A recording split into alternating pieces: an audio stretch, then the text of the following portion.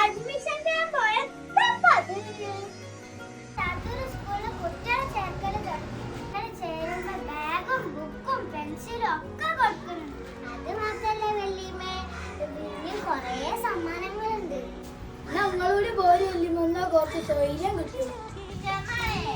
Ration card ബുക്കും ഞാൻ കൊണ്ട് താത്തൂർ സ്കൂളിൽ ചേരാനേ. ഇന്ന് മാഞ്ചുനെ പോൽ കൊള്ളിടുന്നു നീകളം തന്നൊരു